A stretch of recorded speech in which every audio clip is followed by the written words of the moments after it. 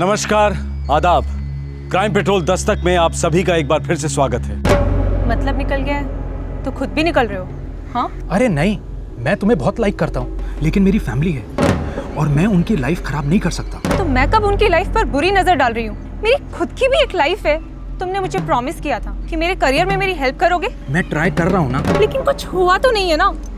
रत्ती भर भी प्रोग्रेस नहीं हुई है। समझा करो, हर चीज में वक्त लगता है। मुझे इस वक्त 1 लाख रुपए की जरूरत है।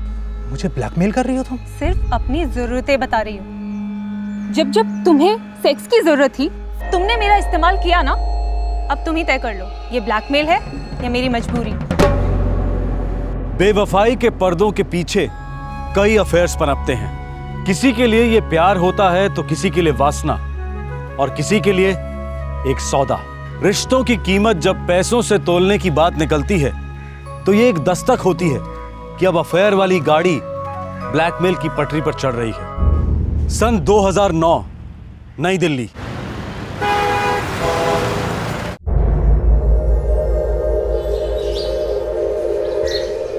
तुम एक कॉलेज स्टूडेंट हो, इसीलिए मैंने कमरा किराए पे दिया था। इसका मतलब ये नहीं कि कोई भी ऐरा गैरा नत्थू खेरा यहाँ आता रहेगा। मैम, वो लड़के मेरे फ्रेंड्स हैं और आपको डिस्टर्ब नहीं कर रहे हैं, और मेरी रिक्वायरमेंट के मुताबिक मेरी एंट्रेंस अलग है, तो आप इतना बड़ा बखेड़ा क्यों खड़ा कर रही है? नुसरत, लड़के तुम ले आती हो और बदनाम मेरी फैमिली होती है। हेलो, साफ साफ कहिए, आप कहना क्या चाहती है? यही कि सारा मोहल्ला ये समझता है कि तुम प्रोस्टिट्यूट हो, धंधा करती हो। गौरव, माइंड योर लैंग्वेज, ओके? अरे तेल लेने की लैंग्वेज। माँ, इसको अभी कभी आउट कर दो यहाँ से। एक्सक्यूज मी, 11 महीने का एडवांस किराया दिया मैंने। आप लोग मुझे ऐसे नहीं निकाल सकते, और वैसे भी अचानक मैं कहाँ जाऊंगी? भाड़ में जाओ, हमें कोई फर्क नहीं पड़ता। माँ, इसका 11 महीने का एडवांस दे दो। नुसरत, पैसे लो और फुट लो यहाँ से, वरना मैं पुलिस को फोन करूंगा। नहीं नहीं, पुलिस को मत बुलाना। क्यों, डर गई? नहीं, क्योंकि पुलिस को फोन मैं करूंगी।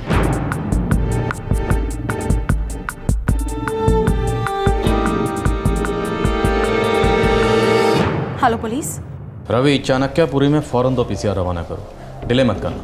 एक भिजवा दिए सर, 2 और भेज देते। सर पीसीआर से कॉल है। कोई नुसरत नाम की लड़की ने फ़ोन किया था, कह रही थी कि उसकी मकान मालकिन उसे हरास कर रही है सर। रवि, जरा जाकर देखो, कुछ घरेलू मामला होगा। Sure sir.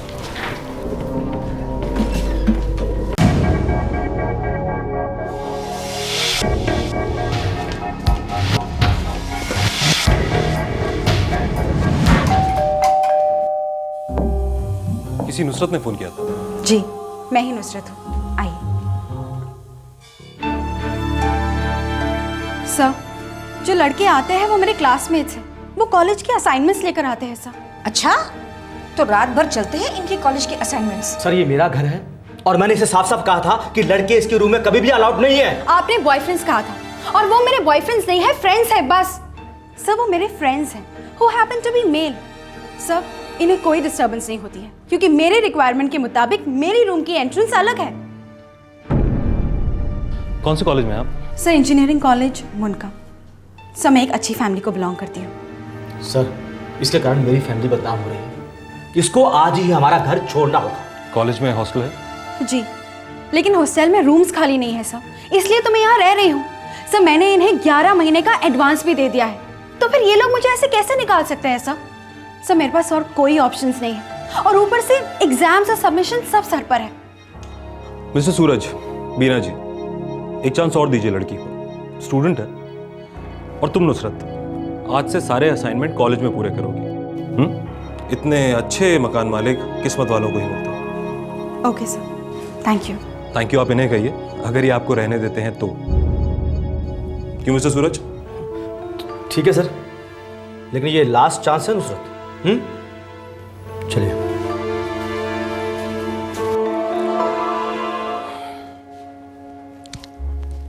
फोकस करो पढ़ाई पर, समझी? ओके सर, फोकस करूंगी सिर्फ पढ़ाई पर।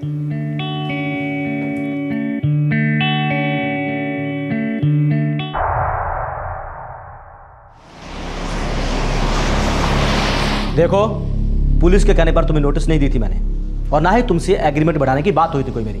लेकिन मैं ऐसे बैग्स पैक करके कहाँ जाऊंगी? दूसरा घर ढूंढने में वक्त तो लगेगा ही। Be reasonable.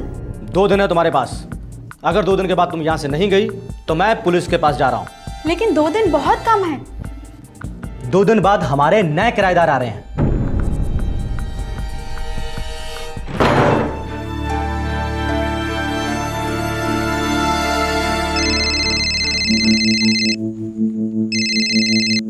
हेलो। विजय, मेरे लैंडलॉर्ड अभी मुझे घर से निकाल रहे हैं। हाँ तो निकल जाओ ना। रहना तो मैं भी नहीं चाहती, लेकिन इतनी रात गए मैं अकेले कैसे जाऊंगी। देखो मुझे पिडागरी जाना है एक फ्रेंड के घर, मुझे ड्रॉप कर दोगे?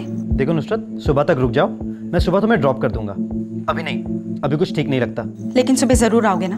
हाँ, गुड नाइट।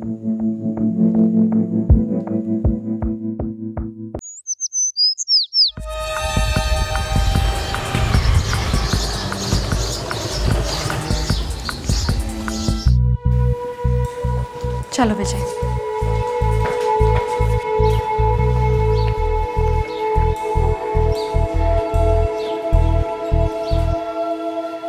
चलो फाइनली तुम जा रही हो, दिल से अच्छा लग रहा है। मुझे भी कुछ खास बुरा नहीं लग रहा है आप लोगों को छोड़कर जाने में। सिर्फ एक बैग लेकर जा रही हो, कहीं लौटने का इरादा है तो अभी भूल जाओ। जी नहीं, कल मैं 1 घंटे के लिए लौटूंगी अपना बाकी का सामान लेने के लिए, और आपकी चाबी आपको रिटर्न कर दूंगी। ओके, चलो विजय।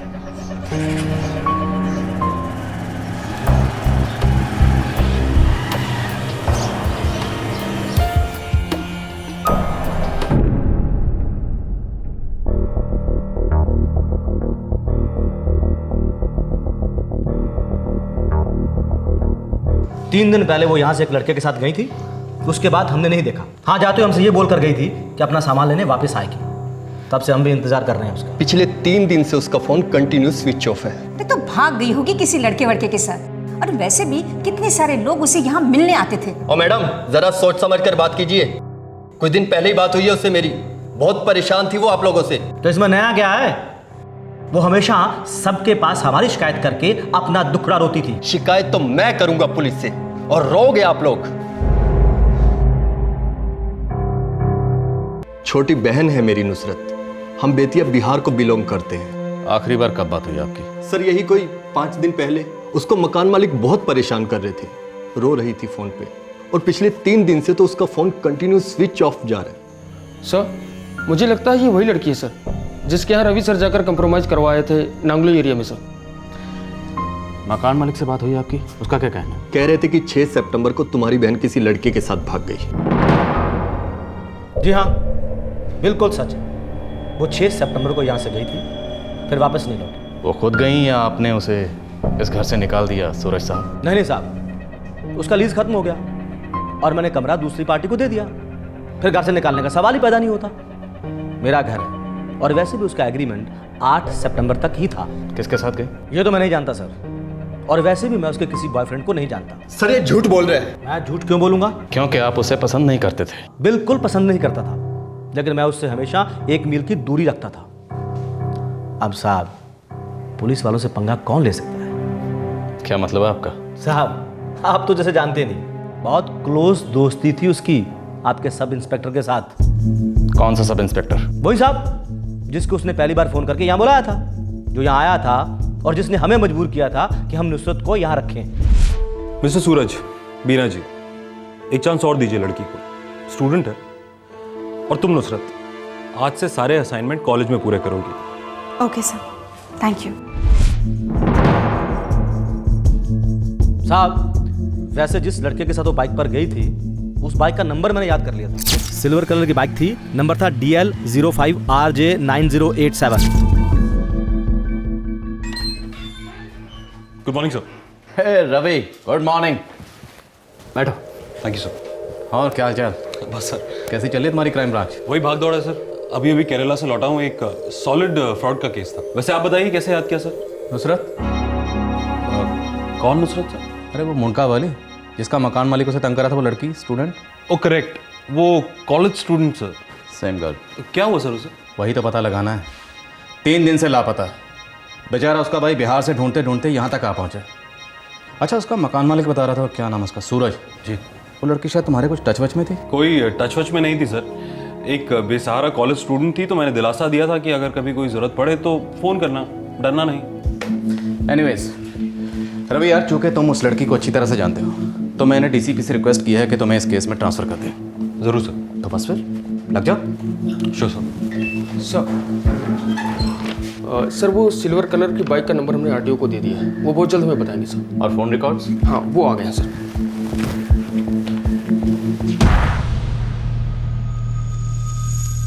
5 सितंबर को नुसरत ने इस नंबर को 2 बार डायल किया है। जरा पता लगाओ किसका नंबर है। जी सर।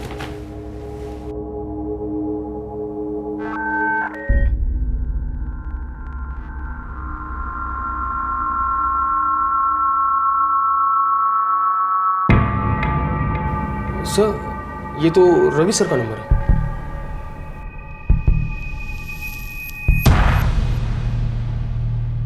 यह कोई आम केस नहीं था। इन्वेस्टिगेशन के दौरान शक की सुई एक पुलिस ऑफिसर की तरफ इशारा कर रही थी। नुसरत ने गायब होने के पहले वाली रात को पीएसआई रवि को 2 बार फोन किया था। सवाल था क्यों? सही मेरा पर्सनल मोबाइल नंबर है जो मैंने उस लड़की को दिया था। फोन घर पर ही था और मैं पिछले 1 हफ्ते से केरला में हूं। हो सकता है कि कोई परेशानी रही हो, शायद इसलिए फोन किया हो। रवि, 2 बार कॉल रिसीव हुई और बात हुई।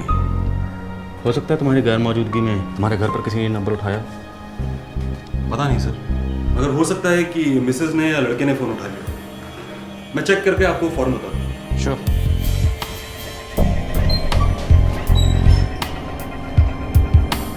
फोन तो आप लेकर गए थे ना? नहीं पुष्पा, ये फोन यहीं ड्रॉर में था। अगर फोन रिकॉर्ड्स दिखा रहे हैं कि उस लड़की नुसरत और इस फोन के बीच में बात हुई है।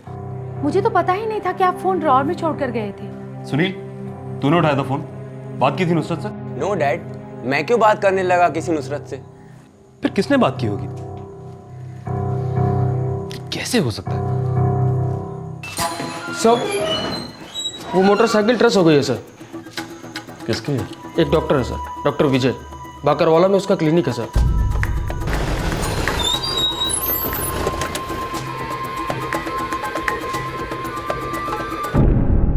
हाँ, मैंने ही पिकअप किया था नुसरत को 6 सितंबर को। और कहाँ ले गए उसे? वहीं जहाँ वो जाना चाहती थी, अपने किसी दोस्त के यहाँ पीड़ागढ़ी में। पीड़ागढ़ी में कहाँ? ऑटो स्टैंड पर। बस बस विजय, यहीं रोक दो। मैं यहीं से चले जाऊंगी, पास में ही है। श्योर? हाँ sure, thank you. Okay, bye. उसके बाद वो कहाँ गई ये मैं नहीं जानता। मैं जानता हूँ। क्या जानते सर? यही कि तुम झूठ बोल रहे हो। नुसरत के फोन की आखिरी लोकेशन बाकरवाला थी। एंड आई थिंक आपका ये क्लिनिक भी बाकरवाला में है, राइट? अब सीधे सीधे ये बताओ कि नुसरत को कैसे जानते थे और पीड़ागढ़ी क्यों लेके गए? सर मैं उस नुसरत को नहीं जानता सर। वो तो उसने फ़ोन किया और मदद मांगी, मैं चला गया। जानते नहीं थे तो उसने तुम्हें फ़ोन क्यों किया? दरअसल उसने मेरे फूफा जी के सेल पे कॉल किया था, मैंने तो उसे फ़ोन रिसीव किया। कौन है तुम्हारे फूफा जी? सर वो पुलिस में है, सब इंस्पेक्टर रवि शुक्ला। एक बार फिर इन्वेस्टिगेशन की सुई पुलिस ऑफिसर रवि शुक्ला की तरफ इशारा करने लगी। नुसरत को गायब हुए अब 4 दिन हो चुके थे। बिहार के बेतिया कस्बे में उसका परिवार बीतते लम्हे के साथ मायूसी के दलदल में धंसता जा रहा था। अब्बू, पुलिस ढूंढ रही है नुसरत को। बेटा तुझे आना ही नहीं चाहिए था, वहीं रुक जाता तू। अम्मी, अब पुलिस वालों को जो जानकारी चाहिए थी मैंने दे दी ना। अब उसके बाद वहाँ रुकने का कोई मतलब ही नहीं बनता था। और फिर मेरे बहुत इंपॉर्टेंट लेक्चर थे कॉलेज में। मैं दिल्ली चला जाता हूँ, ऑफिस से छुट्टी ले लूंगा। अब्बू, इसकी कोई ज़रूरत नहीं है, मैं परसों लौट रहा हूँ ना दिल्ली। बस ये 2 दिन के लेक्चर्स हो जाए। नुसरत को दिल्ली भेजना नहीं चाहिए था, लेकिन उसकी जिद विद कुछ नहीं, सब आपके ही लाड प्यार ने बिगाड़ा है उसे, जिसकी वजह से हमें आज ये दिन देखना पड़ रहा है। अब्बू, अम्मी, अब इसमें दिल्ली का क्या कसूर और हमारी नुसरत का क्या कसूर? वो तो पढ़ाई में इतनी ब्राइट थी कि मैंने उसे हमेशा एनकरेज किया कि बढ़िया पढ़ो, आगे बढ़ो, कुछ करके दिखाओ। नुसरत का स्कूल परफॉर्मेंस एक्स्ट्राऑर्डिनरी रहा था और उसी के बेसिस पर उसे मुंडका नांगलोई में मैकेनिकल इंजीनियरिंग कोर्स में दाखिला मिल गया था। यहां से पास होने के बाद उसका बहुत बढ़िया करियर शुरू होने जा रहा था। लेकिन नुसरत गायब थी और पुलिस को अब तक कोई सुराग नहीं मिला था। सर मुझे समझ में नहीं आ रहा कि मेरा भतीजा विजय नुसरत को पिक करने क्यों गया था। रवि, तुम्हारा भतीजा तो इस बात पे अड़ा हुआ है कि उसने नुसरत को पीरागढ़ी के रिक्शा स्टैंड पे ड्रॉप किया था, जबकि नुसरत के सेल फोन के रिकॉर्ड से यह पता चलता है कि उसके सेल की लास्ट कॉल की लोकेशन बाकरवाला थी। रवि, कुछ सीरियस गड़बड़ है। सब पता नहीं है विजय क्या छुपा रहा है, या शायद तुम कुछ छुपा रहे हो। रवि, हद हो गई यार। रवि, कुछ तो बोलो, क्या माजरा है नुसरत का? रवि, मैंने स्टेटमेंट फाइल करनी है, कुछ बोलो। तुम इस तरह चुप रहोगे तो आरोपी साबित हो गए, ये बात तुम जानते हो।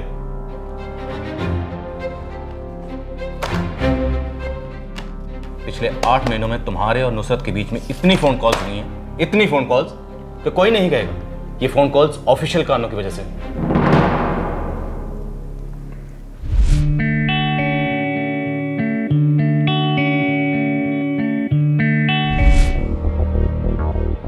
सर मैंने नुसरत से कहा था कि अगर कोई हेल्प चाहिए हो तो फ़ोन करें। हाँ, तो तुमने उसको अपना पर्सनल फ़ोन नंबर दिया? जी दिया। और वो कॉल करती रही? करती रही सर। फिर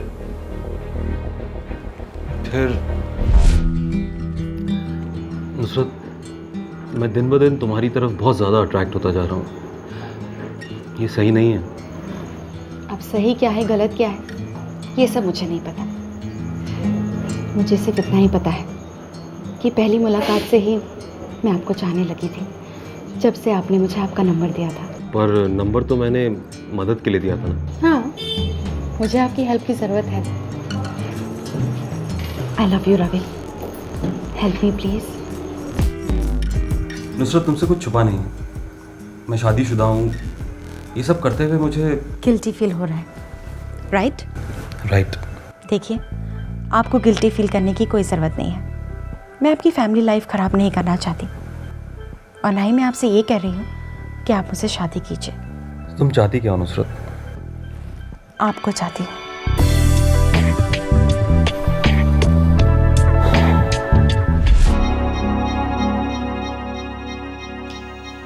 रवि, तुमने पर्सनल और प्रोफेशनल दोनों हदें पार की। जी सर, लेकिन जब तक मुझे अपनी गलती पूरी तरह महसूस होने लगी बहुत देर हो चुकी थी। मैं पूरी तरह नुसरत के प्यार में खो चुका था। सर ये रहे रवि सर के फ़ोन रिकॉर्ड्स, इनके लड़के सुनील के फ़ोन रिकॉर्ड्स और इनकी पत्नी पुष्पा जी के फ़ोन रिकॉर्ड्स। सर ये क्या जाती है सर? मेरी वाइफ का नुसरत से क्या लेना देना? लेना देना है रवि, तुम खुद एक पुलिस ऑफिसर और अच्छी तरह से जानते हो पुलिस जो भी करती है उसके पीछे कोई ना कोई वजह ज़रूर होती है। हर चीज़ का दूसरी चीज़ से लेना देना होता है। नाउ कम ऑन, मुझे सच चाहिए, तुम्हारे मुंह से सच। कैसा सच सर? नुसरत के मकान मालिक ने हमें बताया कि तुम्हारी पत्नी और बेटा अक्सर उसे मिलने आते थे, सच है?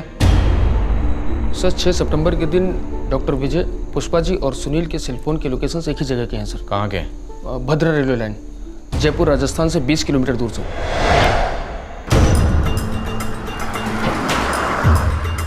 7 सितंबर को हमें एक कॉल आई थी सर कि भद्रा रेलवे लाइन के पास एक नाले में एक लाश पड़ी हुई है।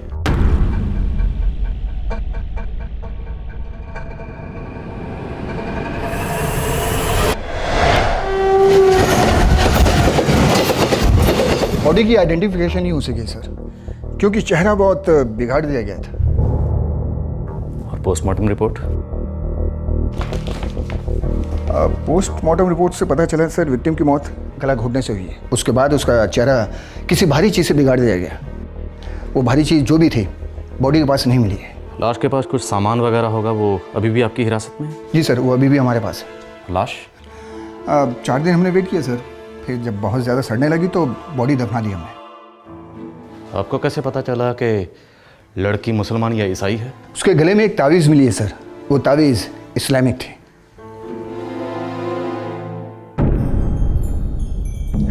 जी सर, ये ताबीज़ तो मैं नुसरत के लिए अजमेर शरीफ से लाया था।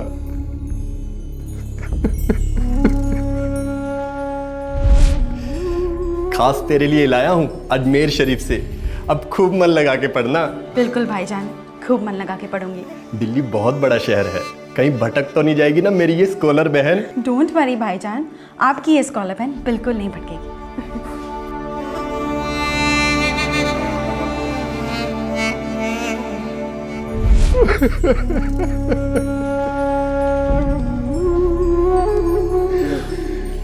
ये कपड़े नुसरत के हैं? लगते तो उसी के ही हैं। जी हाँ, जब लास्ट टाइम नुसरत यहाँ से निकली थी तो उसने यही कपड़े पहने थे।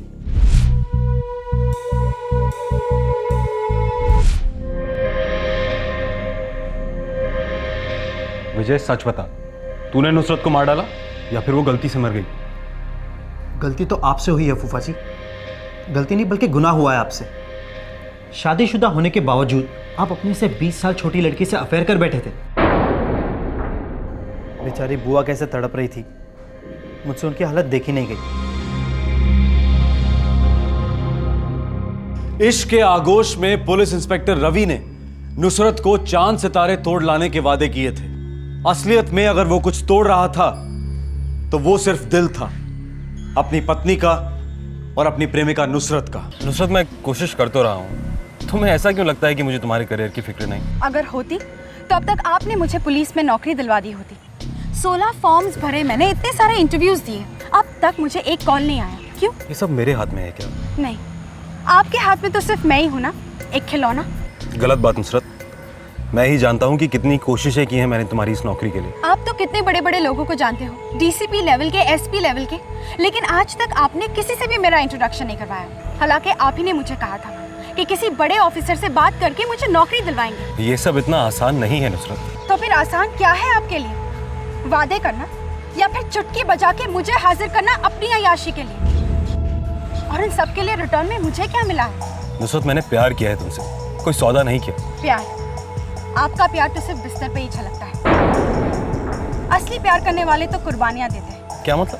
मतलब प्यार करने वाले अपने लवर के लिए बहुत कुछ करते हैं। बिस्तर के बाहर थोड़ा सा वक्त और थोड़े पैसे खर्च करते हैं। पैसे? हाँ, पैसे। मुझे 1 लाख रुपए की जरूरत है। नुसरत, ये ज्यादती हो रही है। बिल्कुल हो रही है, लेकिन आपसे।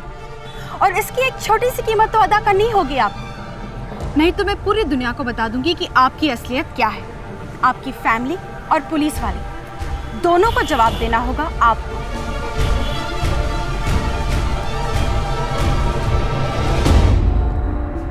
ये 65,000 कैश और 35,000 का चेक। मैंने कभी सोचा नहीं था कि एक दिन मैं इस तरह से ब्लैकमेल होऊंगा। मैंने भी कभी नहीं सोचा था कि मैं अपने आप को इस तरह एक्सप्लॉइट होने दूंगी। खैर, जो कुछ भी हुआ उसका मुझे बहुत अफसोस है। डिट्टो रवि, मुझे भी।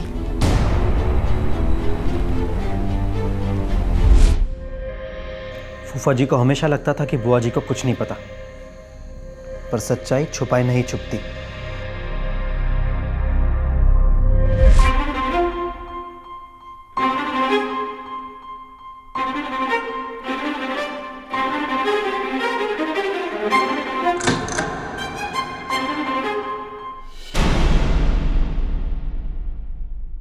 पुष्पा, तुम मुझ पे फालतू में शक कर रही हो।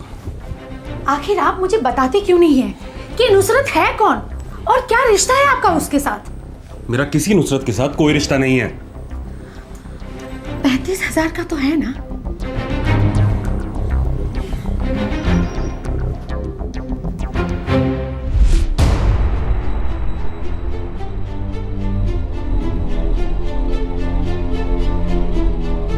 नुसरत की असलियत पहचानने में मुझे जरा सी भी देर नहीं लगी। आखिर मैं एक पुलिस वाले की पत्नी जो हूं, मुझे वो चेक चाहिए, वापस करो। वो पैसे मेरे हैं जो तुमने मेरे पति को ब्लैकमेल करके ऐंठे हैं। तुम्हारे पति ने मेरा इस्तेमाल किया है, फ्रॉड किया है, झांसा दिया है उससे मुझे, जिसकी कीमत तुम 35,000 चार्ज करती हो। दूसरे मर्दों से भी इतना ही लेती हो। देखिए, मैं पुलिस को बुलाऊंगी। पुलिस? तुम एक पुलिस वाले का घर तबाह कर रही हो और पुलिस से ही मदद मांगोगी?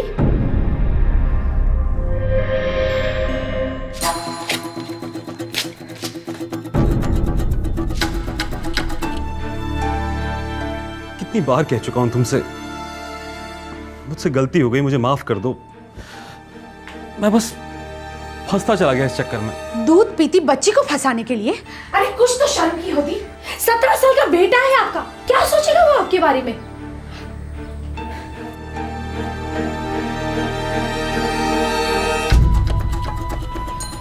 थैंक्स। तुम्हारी वाइफ जबरदस्ती मुझसे वो चेक लेकर चली गई थी। मैं पुलिस के पास जाने ही वाली थी। सुनो नुसरत, तुम्हें 1 लाख रुपया चाहिए था, वो तुम्हें मिल गया। अब इस किस्से को यहीं खत्म कर दो। 8 महीने, और इन 8 महीनों में लगभग हर दूसरे दिन तुमने मेरा इस्तेमाल किया, मजे लूटे, और अब पल्ला छड़ के चल दिए। नुसरत प्लीज, मैं इस रिश्ते को और आगे नहीं बढ़ाना चाहता। मुझसे गलती हो गई, मुझे माफ कर दो। मैं अपनी फैमिली की लाइफ और बर्बाद नहीं कर सकता। और मेरी लाइफ जो तुमने शुरू होने से पहले ही खराब कर दी, उसका क्या? अब मैं इस बेकार लाइफ का क्या करूं? सर, मैं जान गया था कि मैं एक चक्रव्यूह में फंस गया हूँ, इसीलिए मैंने यहाँ से ट्रांसफर मांगा था। और फिर मुझे लगा कि एक बार यहाँ से ट्रांसफर हो गया तो सब कुछ अपने आप ही ठीक हो जाएगा। अभी एक बार बात तो की होती, कोई ना कोई हल निकाल लेते। 1 महीने से मेरा उसके साथ कोई कांटेक्ट भी नहीं था। फिर उस रात उसने मुझे फ़ोन क्यों किया, इसका कोई आइडिया नहीं सर। सिर्फ नुसरत ही बता सकती थी कि उसने उस रात सब इंस्पेक्टर रवि शुक्ला को फोन क्यों किया था। शायद वो किसी मुसीबत में फंस गई थी और उसके पास मदद के लिए और कोई नहीं था। शायद वो उन्हें मिस कर रही थी, दोबारा से रिश्ता कायम करना चाह रही थी। इन सारे सवालों के जवाब नुसरत के साथ दफन हो चुके हैं। देखो, 2 दिन है तुम्हारे पास। अगर 2 दिन के बाद तुम यहाँ से नहीं गई तो मैं पुलिस के पास जा रहा हूँ। लेकिन 2 दिन बहुत कम है। वैसे तो पूरा साल कम पड़ गया तुम्हें। मैं कुछ नहीं जानता। 2 दिन बाद मेरे नए किराएदार आ रहे हैं, मेरी बात को सीरियसली लो। मैं तमाशा नहीं चाहता।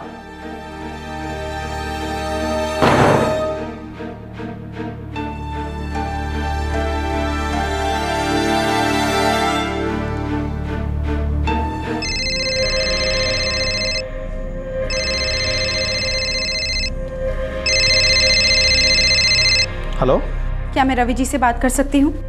कौन बोल रहा है? नुसरत। रवि जी तो यहाँ नहीं है, वो केरला गए हुए हैं। आप कौन बोल रहे हैं? मैं उनका भतीजा विजय।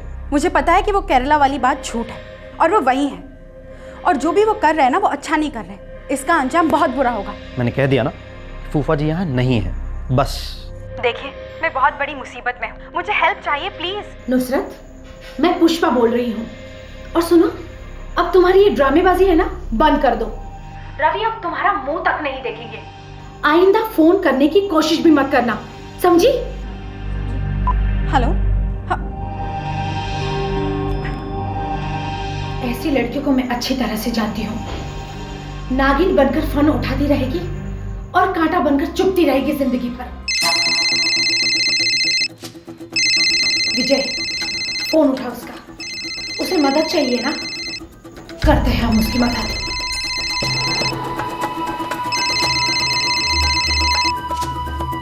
हेलो विजय, मेरे लैंडलॉर्ड अभी मुझे घर से निकाल रहे हैं। तो निकल जाओ। रहना तो मैं भी नहीं चाहती, लेकिन इतनी रात गए मैं अकेले कैसे जाऊंगी? देखो, मुझे पिडागरी जाना है अपने एक फ्रेंड के घर। मुझे ड्रॉप कर दोगे? अभी? कोई प्रॉब्लम है? देखो नुसरत, सुबह तक रुक जाओ, मैं सुबह तुम्हें ड्रॉप कर दूंगा। अभी इस वक्त कुछ ठीक नहीं लगता। ठीक है, लेकिन सुबह ज़रूर आओगे ना? पक्का। Good night.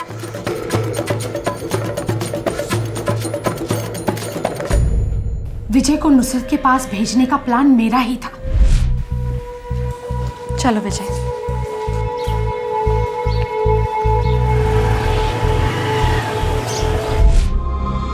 मैंने कुछ चीज़ें कलेक्ट करने का बहाना बनाया और उसे अपनी क्लिनिक लेकर गया। विजय, सच सच बताओ, रवि जी केरला वेरला नहीं गए राइट? वो गए हैं केरला। मेरी जेन्युइन प्रॉब्लम है, और अगर वो यहाँ होते ना तो मैं तुम्हारी हेल्प नहीं लेती, क्योंकि मुझे पूरा कॉन्फिडेंस है कि वो मेरी हेल्प ज़रूर करते। हाँ हाँ, ज़रूर करते। वो ठीक तो है ना?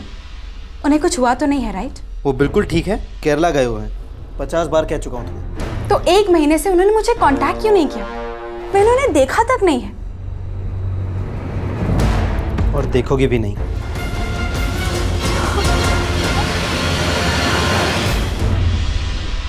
मैंने उसे का ओवरडोज इंजेक्ट कर दिया और प्लान के मुताबिक बुआ जी को फ़ोन किया था।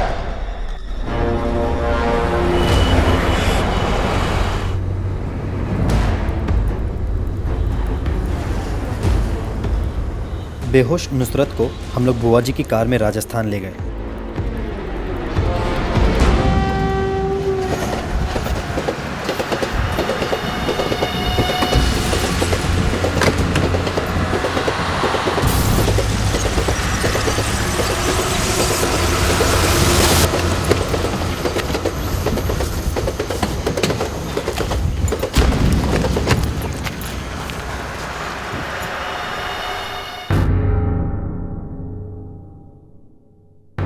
पहचान में नहीं आनी चाहिए। सारी आइडेंटिफिकेशन वाली चीजें निकाल दो, चेहरा बिगाड़ दो इसका।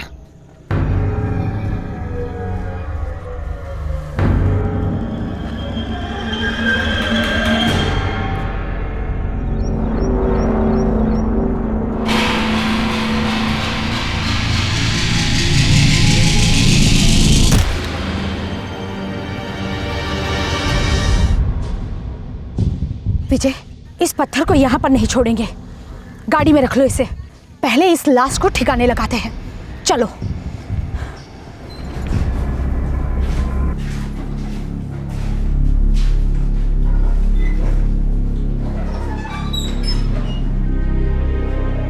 एक पुलिस वाला होने के नाते तुम्हें अपनी लाइन क्रॉस नहीं करनी चाहिए थी रवि। एक बार फिसला सर, और जब फिसला तो फिर उठ ही नहीं पाया। मेरी एक गलती ने सब कुछ बर्बाद कर दिया।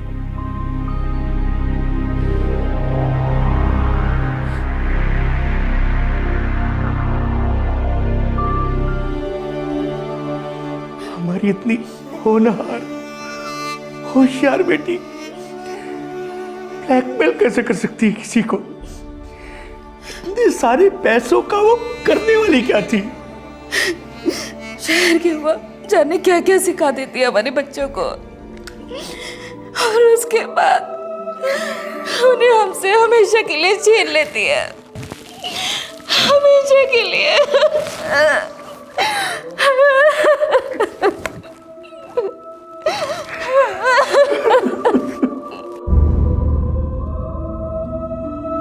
नमस्कार, आदाब।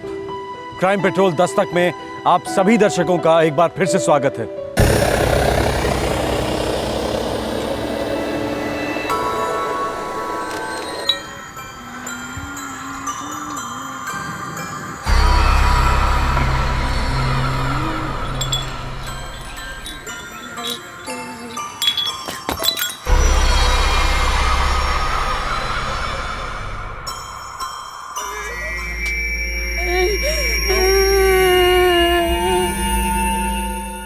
ये छोटा सा लड़का काम और खेल के बीच की लकीर को ठीक से जानता तक नहीं है। उसकी रगों में मासूमियत और मस्ती दोनों दौड़ती हैं। बच्चे की मस्ती चाय वाले को महंगी पड़ी और मासूमियत बच्चे को महंगी पड़ी। नतीजा, बच्चे के प्रति गुस्सा और हिंसा। जब भी लोग बच्चों को काम पर रखते हैं तो वो एक दस्तक होती है कि गैर जिम्मेदारी और शोषण के बीच टक्कर होनी ही होनी है, और पूरी संभावना है कि इस टक्कर का नतीजा होगा जुर्म। जुलाई 2011, मुंबई।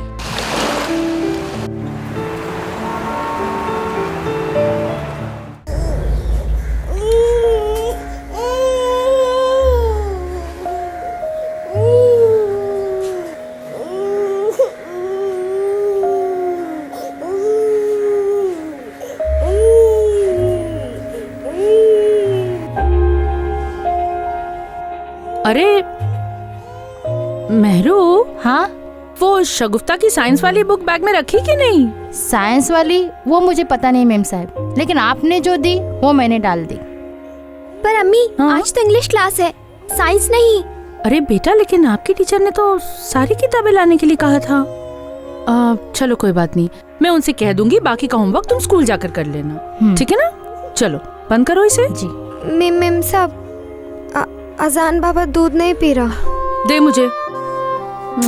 ओले ओले ओले, आजा आजा, देखो अभी कैसे दूध पीता है मेरा बाबा। देखा,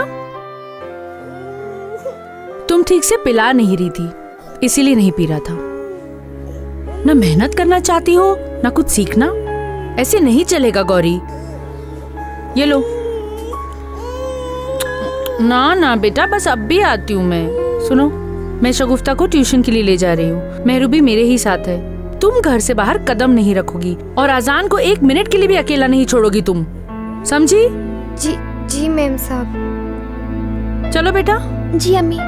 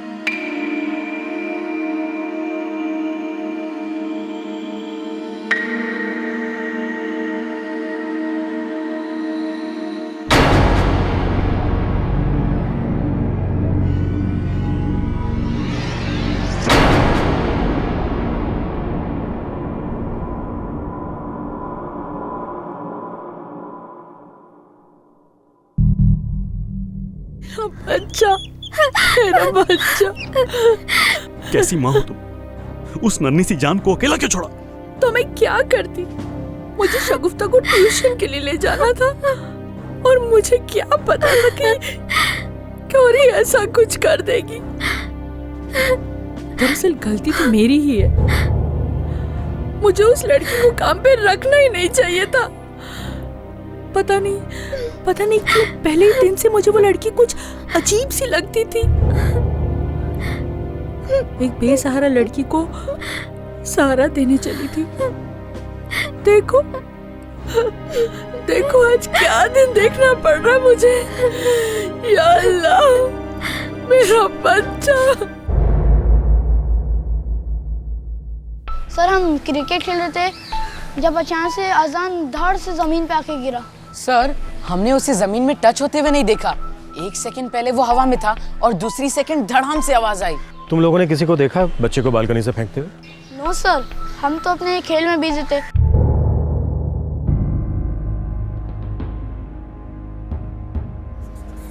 साहब, मैं तो अंदर ही थी। मुझे नहीं मालूम अजान बाबा कैसे ऊपर चढ़े। डॉक्टर, मेरा अजान कैसा है? एक्चुअली ये एक मिरेकल है, कुदरत का करिश्मा समझ लीजिए। एक सिंगल फ्रैक्चर भी नहीं हुआ। क्या अब हम अंदर जा सकते हैं? 1 घंटे बाद हल्की हल्की चोटें आई हैं। हमने उसे सिडेट किया है। थोड़ा ऑब्जर्व करेंगे बट नथिंग सीरियस। आप लोग वाकई में बहुत लकी हो।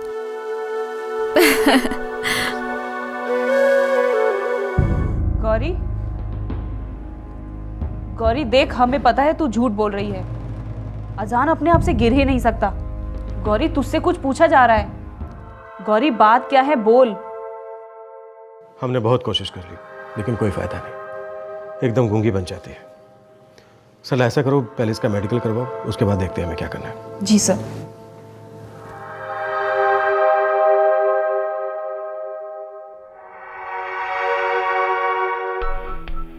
वो लड़की झूठ बोल रही है इंस्पेक्टर। पक्का उसी ने धक्का दिया है मेरे अजान को। ये तो मालिक का शुक्र है कि बच गया बच्चा मेरा। आपकी कोई अनबन थी गौरी के साथ? नहीं, ऐसी कोई बात नहीं। किसी तरह की कोई प्रॉब्लम? प्रॉब्लम तो वो लड़की खुद है। जब से उसे काम पर रखा है तब से देख रहे हैं वो खोई खोई रहती है। किसी काम में मन ही नहीं लगता उसका। कब से है वो आपके यहाँ? ये कोई 5 दिनों से। सिर्फ 5 दिन? हाँ, दरअसल हम उसे काम पर रखना ही नहीं चाहते थे। वो हमारी पुरानी नौकरानी शहनाज ने जैसे गौरी को थोप ही दिया था हम पर। कहा बेसहारा है, अकेली है, बस इसीलिए तरस खाकर हमने उसे काम पर रख लिया। भाभी जी, गौरी अजान बाबा की बहुत अच्छे से देखभाल करेगी। लेकिन शहनाज, मेरे पास मेहरू है ना, मुझे एक और लड़की की जरूरत नहीं है, सच में। भाभी जी, शगु भी तो अभी छोटी है ना, मेहरू शगु की देखभाल कर लेगी और गौरी अजान बाबा की। आप मेरा यकीन मानिए, गौरी बहुत ही अच्छी लड़की है। इस गरीब बच्ची का भला कर दीजिए भाभी जी, अल्लाह आपको बरकत देगा। ठीक है, रख लेती हूँ। लेकिन गौरी, तुम इतने छोटे बच्चे को संभाल पाओगी?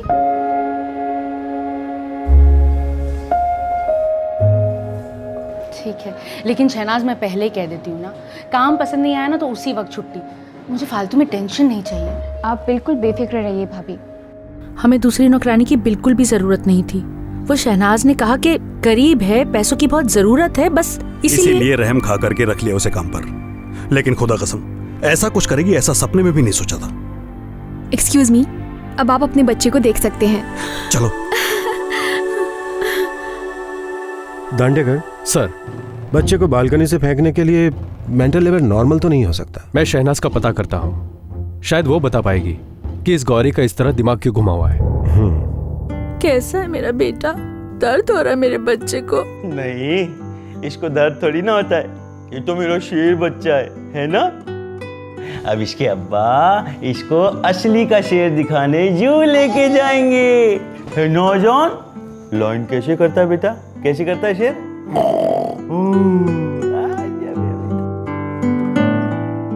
एक 1.5 साल का बच्चा 25 फीट की हाइट से नीचे फेंका जाता है और उसे कुछ नहीं होता। यह सिर्फ एक चमत्कार ही हो सकता है। इसका कोई साइंटिफिक या लॉजिकल एक्सप्लेनेशन नहीं है। लेकिन सभी जानते थे कि अजान को गौरी ने बालकनी से नीचे फेंका था। पर क्यों फेंका था ये अब तक एक रहस्य था। सब जानते थे कि गौरी डिस्टर्ब्ड है, लेकिन इस डिस्टर्बेंस के पीछे वो क्या हालात थे, क्या हादसे थे, ये पता लगाना अभी बाकी था।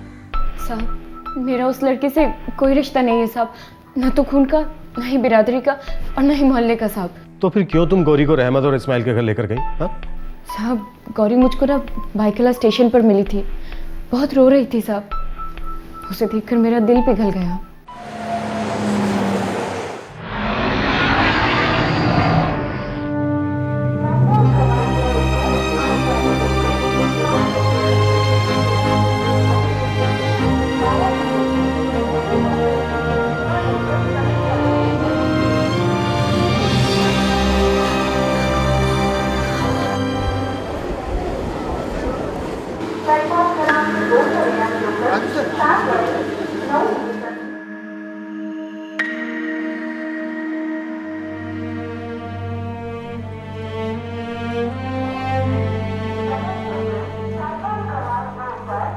ए छोकरी, तू रो क्यों रही है?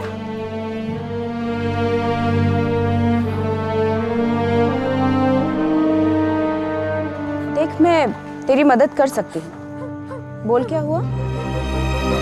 साहब, गौरी मुझसे बोले कि वो मुजफ्फरपुर बिहार से आई है और यहाँ पर आकर खो गई है। मैंने उससे पूछा साहब कि अपने माँ बाप का नाम पता बता, घर का, बाप का फ़ोन नंबर दे, लेकिन साहब वो कुछ भी नहीं बोली। बस इतना ही बोलती रही कि वो मुंबई आकर खो गई है। लेकिन वो मुजफ्फरपुर से मुंबई कैसे पहुंची? पता नहीं साहब, ये तो मैंने उससे नहीं पूछा। और तुझे अचानक उस पर तरस आ गया? साहब, इस शहर को आप मुझसे अच्छे से जानते हैं। इतनी कम उम्र की अकेली लड़की अगर गलत हाथों में पड़ जाती तो सीधे कमाठीपुरा पहुंचती साहब। मैं उसे उसके हाल पर नहीं छोड़ पाई साहब। उस पर तरस आ गया और उसे मैं रहमत भाभी के यहाँ ले गई। वो बड़े लोग हैं ना साहब। तुम्हें लड़की के बारे में कुछ भी नहीं पता, फिर भी तुमने ऐसे ही इतनी बड़ी जिम्मेदारी वाले काम के लिए उसकी सिफारिश की? हा? तुम्हें पता है तुमने कितनी बड़ी भूल की है? खुदा कसम साहब, मैं तो सिर्फ मदद करना चाहती थी। मुझे क्या पता था कि वो इतनी बेरहम निकलेगी। सर, गौरी की मेडिकल रिपोर्ट आ गई है। हाँ बोलो, क्या बात है? सर, वो अकेले में कुछ बात करनी थी।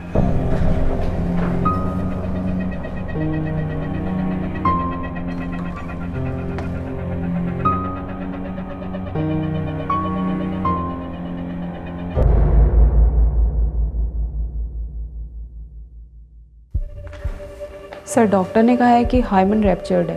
वो लड़की कुंवारी नहीं है। लेकिन अभी 13 साल की भी नहीं हुई है। हो सकता है उस लड़की के साथ जबरदस्ती हुई हो, इसलिए मैं आपसे अकेले में बात करना चाहती थी। इस सेक्सुअल असॉल्ट की वजह से उसके दिमाग पर गहरा असर पड़ा होगा। बट सर, वो लड़की हमसे बात नहीं करेगी। मुझे क्या लगता है कि उसे चिल्ड्रंस होम ले जाना चाहिए, शायद कोई काउंसलर उससे बात कर सके। देखो गौरी, मैं कोई पुलिस वाली नहीं हूँ, इसलिए मैं तुमसे कोई सवाल पूछने नहीं आई हूँ, तुम्हें डराने नहीं आई हूँ और ना ही तुम्हें कोई सज़ा देने। अगर इस सब से तुम्हें कोई बचा सकता है तो वो सिर्फ मैं हूँ। मैं जानती हूँ कि कुछ हुआ है तुम्हारे साथ, कुछ बुरा, कुछ बहुत ही बुरा।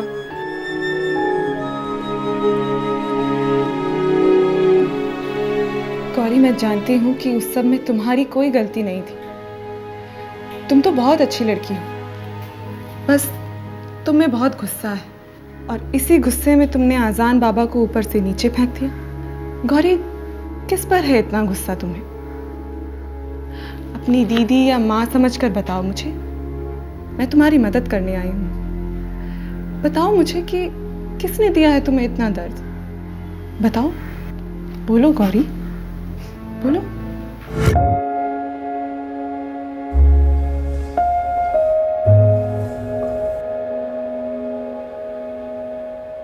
गौरी, ला, मुझे दे। आज आज बेटा मेरे पास। जा, तू जाके खाने का टेबल लगा दे, इसके अब्बा आते होंगे। जा।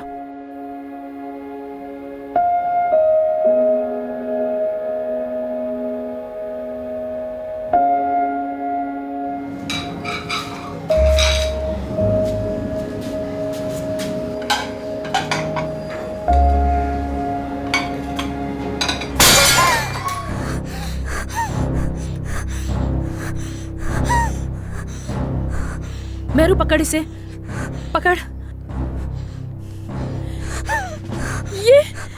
ये क्या किया तूने? गिर गया। पागल हो गई है तू? तू जानती भी है कितना कीमती था ये? अब गूंगों की तरह क्या खड़ी है? बोलती क्यों नहीं? कैसे टूट गया ये? वो गिर गया। जब से इस घर में आई है कुछ ना कुछ बिगाड़ ही रही है। तू क्या चाहती है? तू सच बता मुझे, क्यों आई है तू यहाँ?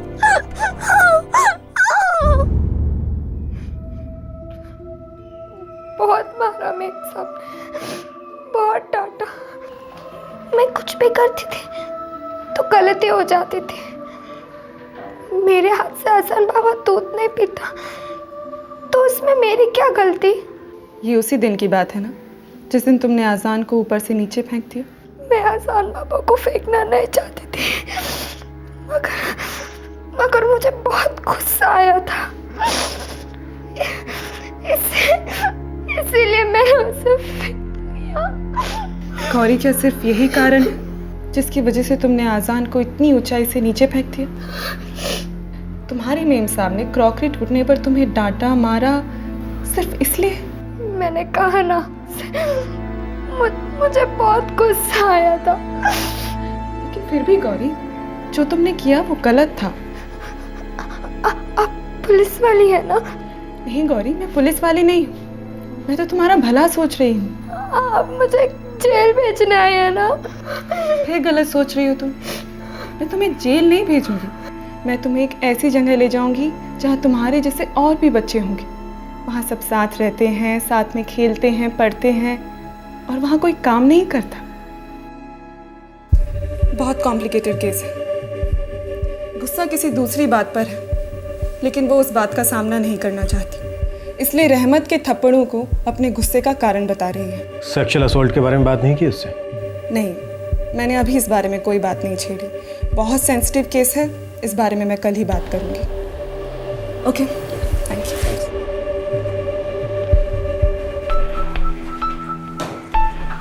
रहमत और इस्माइल से बात करनी पड़ेगी। गौरी ने बहुत सीरियस जुर्म किया है, अटेम्प्ट मर्डर।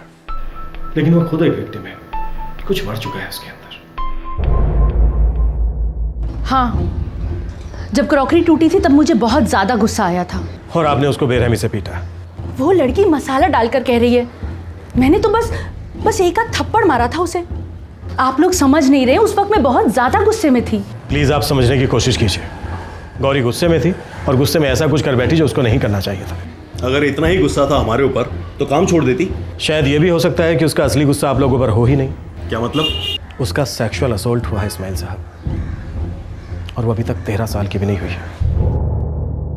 लेकिन इससे मेरे बच्चे की जान लेकर क्या मिलता उसे? कुछ नहीं मिलता, फिर भी उसने ऐसा किया। क्रॉकरी तोड़ना, आपका कुछ बिगाड़ना, ये सब एक ट्रिगर है। आप लोगों ने ही बताया ना कि जब वो आपके यहाँ पर आई थी तो बहुत डिस्टर्ब थी। इंस्पेक्टर साहब, ये बहुत ही सीरियस मुद्दा है। हमें इस बात का जरा सा भी अंदेशा नहीं था कि उस लड़के के साथ में ऐसा कुछ हुआ है। उसने कभी जिक्र ही नहीं किया, और ना ही शहनाज ने जो उसे यहां लेकर के आई थी। जाहिर है कि गौरी घायल किसी और बात से थी, जो था उस पर हुआ सेक्सुअल असॉल्ट। इस भयंकर हादसे ने 13 साल की लड़की को नॉर्मलसी की कगार से नीचे धक्का दे दिया। पुलिस को यह केस बहुत ज्यादा सेंसिटिविटी से हैंडल करना पड़ा, जो उन्होंने बखूबी किया। आखिरकार गौरी ने अपने जख्मों को सामने रखा। गौरी, तुम्हारे लिए हमें सब बता पाना इतना आसान नहीं है, लेकिन तुम नहीं बताओगी तो हम उन लोगों को कैसे पकड़ेंगे जिन्होंने तुम्हारे साथ ये गंदा काम किया है? हम तुम्हारे माँ बाप को ढूंढना चाहते हैं, ये जानना चाहते हैं कि तुम मुंबई कैसे पहुंची, भाईकला स्टेशन कैसे पहुंची जहाँ शहनाज तुमसे मिली थी।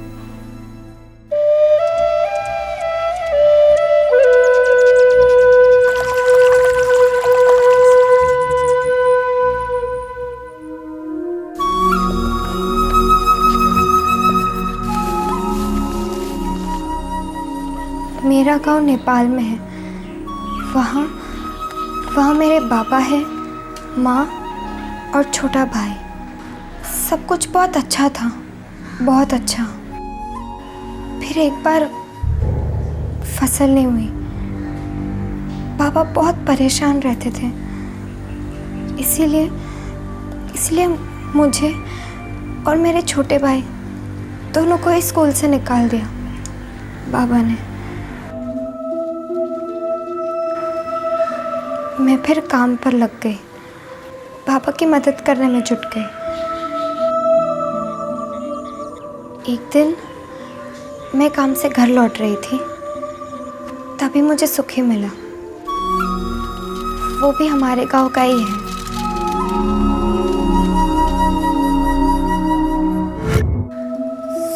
सुखी ने बताया कि वो मुझसे प्यार।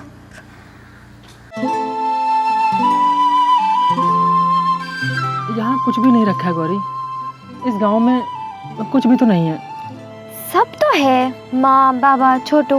पगली, मैं हम दोनों के बारे में बात कर रहा हूँ। एक दिन तेरी मेरी शादी होगी, घर कैसे बनेगा? न कोई काम, न कोई धंधा। तो फिर क्या करें? मुंबई। हम दोनों मुंबई जाएंगे, वहाँ जाकर खूब सारे पैसे बनाएंगे। हाँ, मुंबई जानती है ना? उस पार है मुंबई। पूरे 4 दिन लगते हैं मुंबई जाने में। 4 दिन? सोने चांदी की नगरी है मुंबई। हाँ, हम दोनों कल सुबह मुंबई को निकल रहे हैं। अरे पहले बाबा से तो पूछ लूं। धत तेरे की, तेरे बाबा तो ना ही कहेंगे। हाँ, तो फिर मुझे नहीं आना। ठीक है, जैसी तेरी मर्जी। मैं वहाँ पर किसी मुंबई वाली लड़की से ही शादी कर लूंगा। हाँ, ऐसा मत कहो, मुझे रोना आता है। तेरे बिना मुझे भी मुंबई में बहुत रोना आएगा। हाँ, हम दोनों मुंबई जाएंगे और वहीं शादी कर लेंगे और फिर मजे से रहेंगे। लेकिन माँ, पापा और छोटू? अरे तू उनकी चिंता बिल्कुल भी मत कर। एक दिन हम उन तीनों को भी अपने साथ मुंबई बुला लेंगे।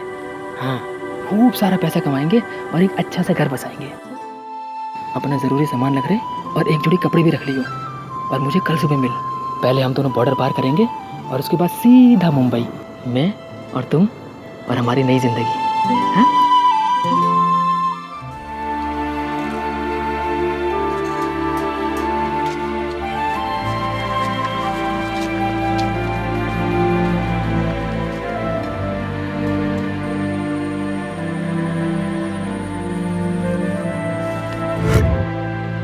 सुखी ने जैसा कहा मैंने वैसा किया।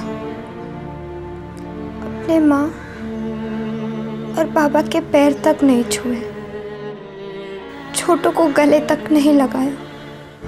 गौरी, ये ले, ये तेरा मुंबई का टिकट है, इसे संभाल कर रखियो। लेकिन ये मुझे क्यों दे रहे हो? क्योंकि मुंबई तुम अकेली ही जा रही हो। नहीं। हाँ गौरी, यहाँ मुजफ्फरपुर में मेरा एक काम है। मैंने एक दोस्त से पैसे लेने हैं। पैसे मिलते ही मैं तुम्हें मुंबई में मिलूंगा। तो मैं मुंबई में अकेले कहाँ रहूंगी? तू पागल है क्या? मैं तुझे इतने बड़े शहर में अकेले छोड़ूंगा? मेरा एक दोस्त है पलाश, वो मुंबई में ही काम करता है। वो तुझे मुंबई स्टेशन पे लेने आ जाएगा।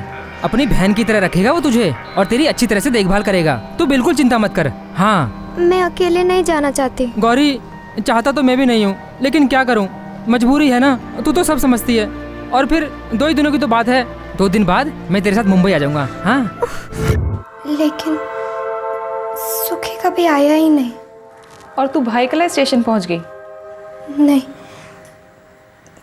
मैं मुंबई सेंट्रल पर उतर गई थी। वहाँ वो पलाश, वो मुझे लेने आया था। सुखी का दोस्त पलाश।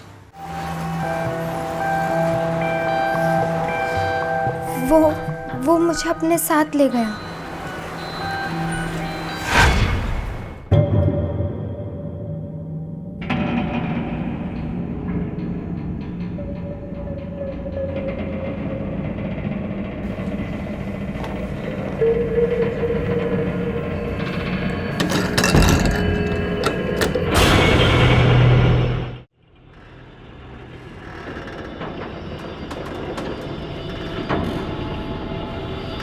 सुखी ने कहा था कि पलाश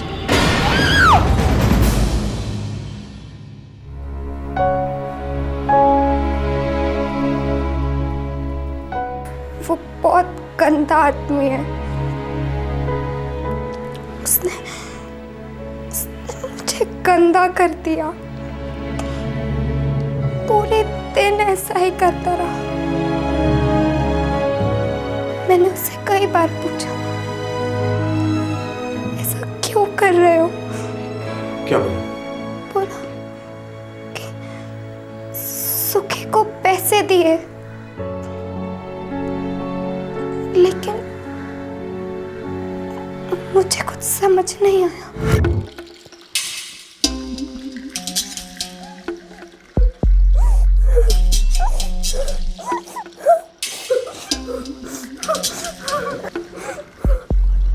बाहर जा रहा हूँ, और सुन, यहाँ से बाहर निकलने के बारे में सोचना भी मत, नहीं तो पुलिस वाले पकड़कर जेल में डाल देंगे तुझे, समझी? नेपाल की है तू, और एक बात हमेशा याद रखना, कोई नहीं है तेरा मेरे सिवा यहाँ पर। दादा, मुझे सुखी के पास जाना है। सुखी। वो तो कब की तेरी शक्ल भूल चुका होगा, और तू भी अब अपनी जिंदगी में उसकी शक्ल नहीं देख पाएगी तुम्हें।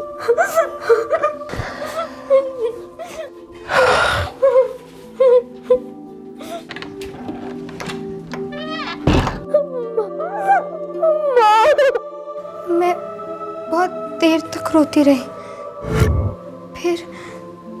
फिर वो पलाश वो वापस आया।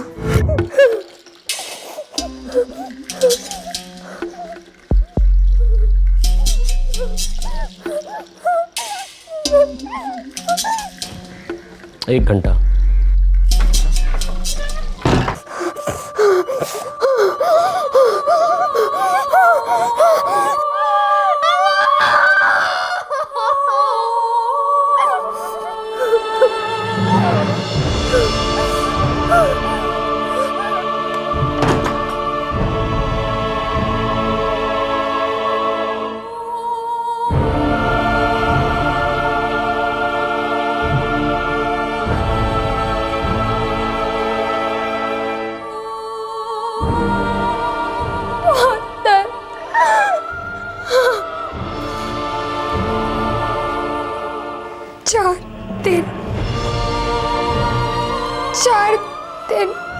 चार रात, बहुत सारे लोग आए।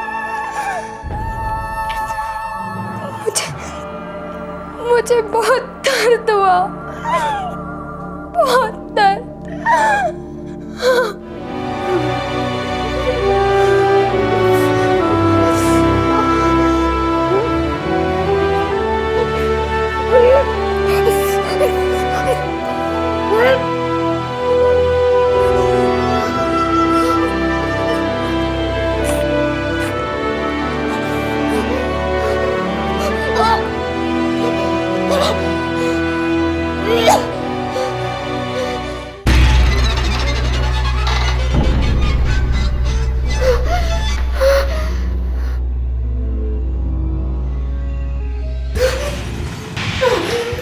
एक दिन पलाश ने गलती से दरवाजा खुला छोड़ दिया था।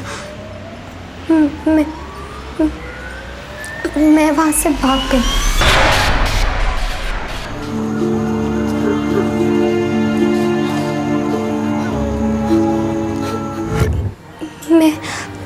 मैं उस स्टेशन तक कैसे पहुंची मुझे नहीं मालूम,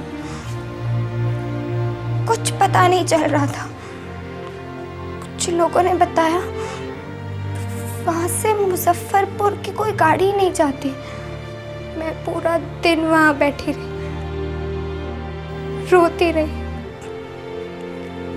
और फिर शहनाज दीदी मिली।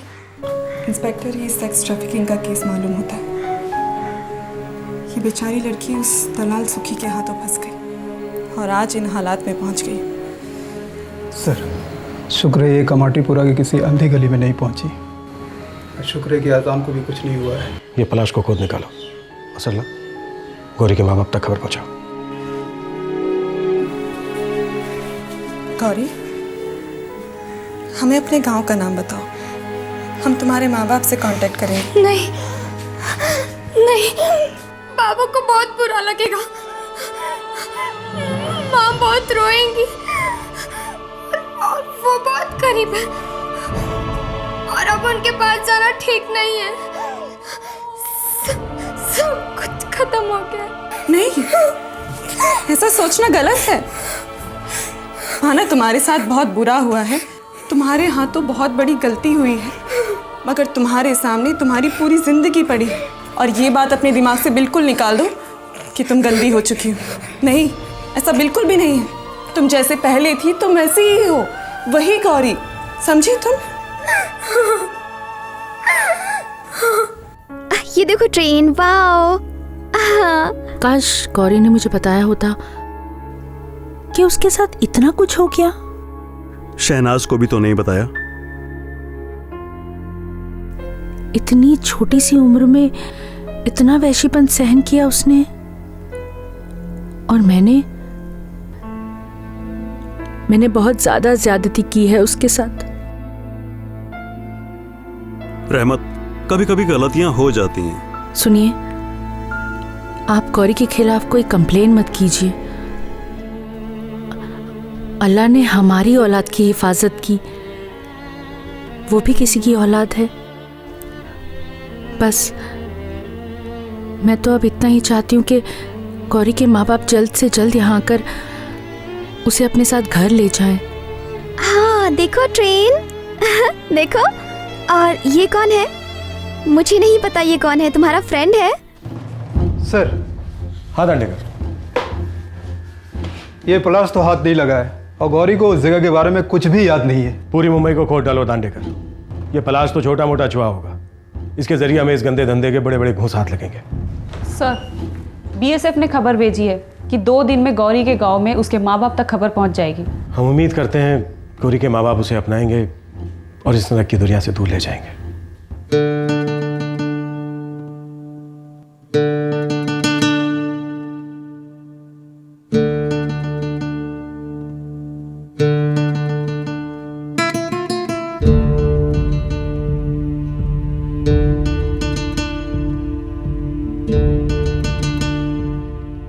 गौरी फिलहाल डोंगरी के फीमेल शेल्टर होम में है। जे हॉस्पिटल में उसका साइकेट्रिक ट्रीटमेंट हो रहा है, ट्रॉमेटिक डिप्रेशन के लिए। घाव भरने में महीने लग सकते हैं, शायद कई साल भी। मुंबई पुलिस उस शख्स को हर जगह ढूंढने की कोशिश कर रही है जिसने इस बच्ची के साथ बलात्कार किया और फिर उसे प्रोस्टिट्यूशन के दलदल में धकेलने की कोशिश की। अब एक बहुत जरूरी बात, हमारे देश के कानून के अनुसार 14 साल के नीचे की उम्र के बच्चों को घर के काम के लिए रखना गैर कानूनी है। सिर्फ घर के काम के लिए ही नहीं, बल्कि ढाबे, फैक्ट्रीज, ऑफिसेज, सब जगह पर पाबंदी है। लेकिन अनऑफिशियल स्टैटिस्टिक्स बताते हैं कि हमारे देश में 14 साल के नीचे की उम्र के कम से कम 4 करोड़ बच्चे इन सेक्टर्स में इस्तेमाल होते हैं। इनका कोई प्रोटेक्शन नहीं, हर किस्म से शोषण होता है इनका। क्राइम पेट्रोल के प्लेटफॉर्म से हम ये संदेश बुलंद करना चाहते हैं, say no to child labour. Child labour हमारे देश के भविष्य का शर्तिया नाश है और इंसानियत के खिलाफ बहुत बड़ा गुनाह। अगले हफ्ते आपसे फिर मुलाकात होगी, तब तक अपना ख्याल रखें, सुरक्षित रहें। जय हिंद। इस तरह के और भी एपिसोड देखने के लिए हमारे चैनल को सब्सक्राइब करें और बेल आइकन दबाना ना भूलें।